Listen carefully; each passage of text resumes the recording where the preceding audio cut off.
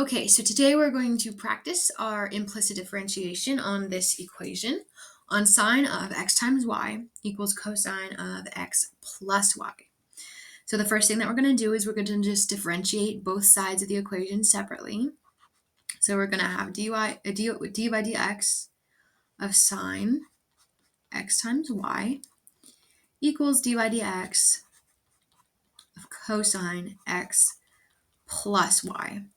So the derivative of sine x is cosine x, but because this is a composite function, the outer function is sine x, the inner function is x times y, which we're going to have to actually solve the x times y prime with the product rule.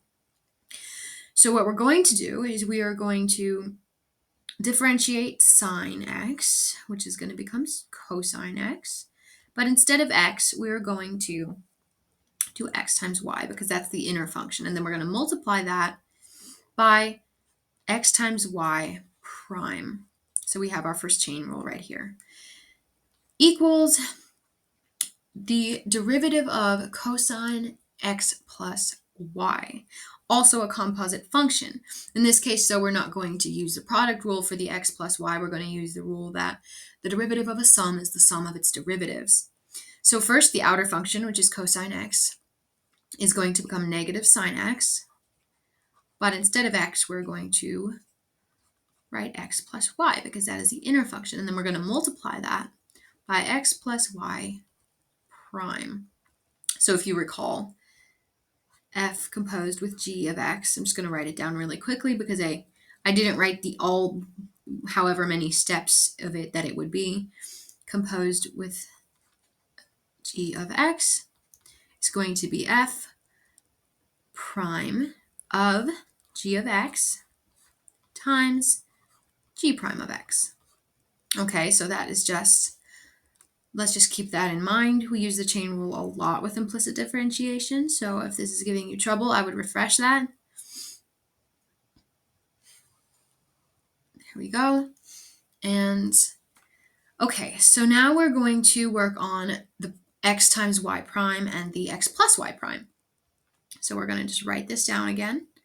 Cosine of x times y times x times dy over dx, because we are deriving y with respect to x, and that's dy over dx, and that is actually the slope of the tangent line. In the end, that is what we're going to be isolating and solving for, plus x prime, which is actually just going to be 1. I'm going to write down 1. I don't need to make that an extra step. Plus 1 times y equals negative sine of x plus y times the derivative of x with respect to x plus the derivative of y with respect to x, which just becomes dy over dx. So we actually have 2 dy over dx's. Because we're solving for these, we want to get them both on the same side, and we want to get everything else on the other side. Okay, so now we are going to multiply cosine of x times y with x times dy over dx plus y, so that we can start to simplify and move things around. So we're going to get x times dy over dx times cosine of x times y plus y cosine of x times y equals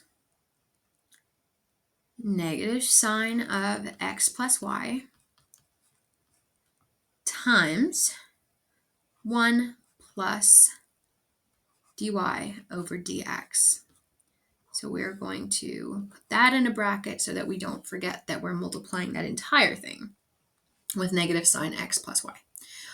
Okay, so now I'm going to go up to the right-hand side of the piece of paper, if you can call it a piece of paper, and we're going to FOIL this out as well. Well, actually, I guess it's not foiling out. We're going to multiply it. We're going to multiply negative sine x plus y with 1 plus dy over dx. So let's actually write it underneath. I don't need to waste that space. We're just assuming that what's here is there as well. We're going to get negative sine of x plus y plus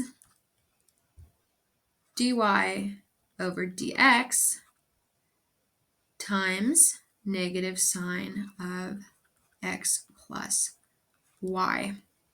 We can pull that negative out front if we want to. I'm not going to do it in this case. I'll do it on the next step. Okay, so the next step is going to be that we start to move things around. We're going to subtract some things. We're going to add some things so that we can get all of the arguments that include dy over dx onto one side. And then we're going to factor it out by grouping. So we can solve for dy over dx. So we are going to subtract x times dy over dx times cosine of x times y. And we're going to add negative sine of x plus y. So we're going to end up with y. Actually, that's not close enough to this. Okay, we're going to end up with y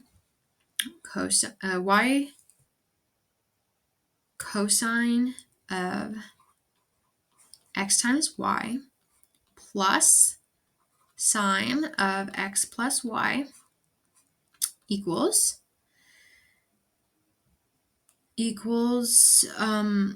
negative x times dy over dx times cosine of x times y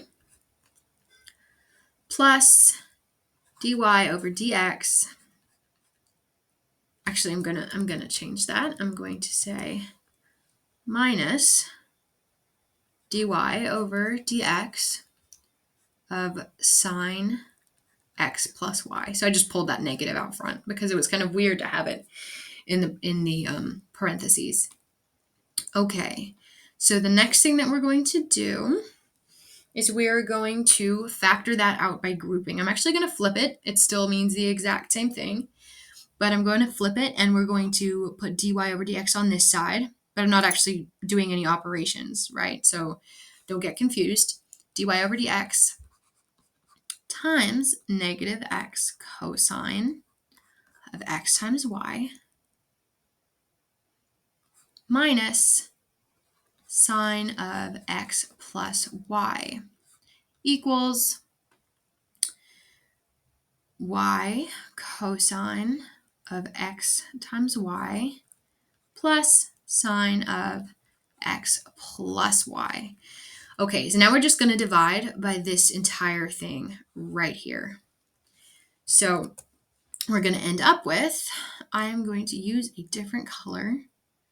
We're going to end up with dy over dx equals y cosine of x times y plus sine of x plus y all over negative x cosine of x times y, that's supposed to be a y, minus sine of x plus y. And that is our